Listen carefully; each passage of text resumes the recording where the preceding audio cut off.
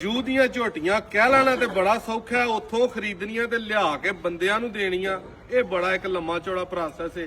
ਇੱਕ ਇੱਕ ਝੋਟੀ ਦੇ ਕਈ ਵਾਰੀ ਹਫ਼ਤੇ ਲੱਗ ਜਾਂਦੇ ਨੇ। ਇੰਜ ਦੀਆਂ ਬਿੱਲੀਆਂ ਸੋਹਣੀਆਂ ਝੋਟੀਆਂ ਜੂ ਦੀਆਂ ਬੜੀਆਂ ਘੱਟ ਤੇ ਨਸੀਬਾਂ ਦੇ ਮੁਕੱਦਰਾਂ ਦੇ ਨਾਲ ਲੱਭਦੀਆਂ। ਇਹਨਾਂ ਨੂੰ ਆਂਦੇ ਨੇ ਅਸਲ ਬਿੱਲੀਆਂ, ਧੁੱਪੇ ਵੀ ਤੇ ਛਾਵੇਂ ਵੀ ਬਲਦੀਆਂ। ਦੂਸਰਾ ਸੂਆ ਝੋਟੀ ਦਾ ਇਸ ਟਾਈਮ ਬੋਲਾ 15 ਤੋਂ 16 ਲੀਟਰ ਕੋਲ ਮੌਜੂਦ ਹੈ। ਇਹਦਾ ਤੁਹਾਨੂੰ ਸ਼ੌਕ ਕਰਵਾਉਂਦੇ ਆ। ਇਹਦਾ ਲਿਆ ਦੇਣਾ ਕੈਮਰਾ, ਤੋਰੋ ਬੋਗੇ ਨੂੰ ਜ਼ਰਾ ਪਰਾਂ ਨੂੰ। ਕਮੈਂਟ 'ਚ ਦੋਸਤਾਂ ਦੱਸਣਾ ਕੈਸੀ ਝੋਟੀ ਲੱਗੀ ਹੈ।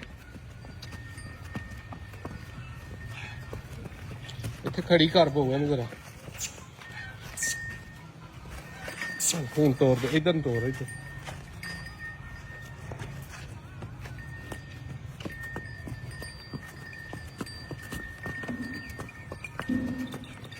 ਸਰਤਾਜ ਤੋਂ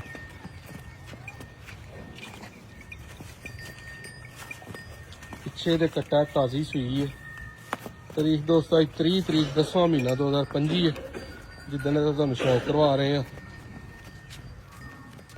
ਜਿਹੜੇ ਭਾਈ ਨੂੰ ਪਸੰਦ ਆਏ 0324 8182 000 ਆਪਣਾ ਨੰਬਰ ਹੈ। ਰੇਟ ਦੋਸਤੋ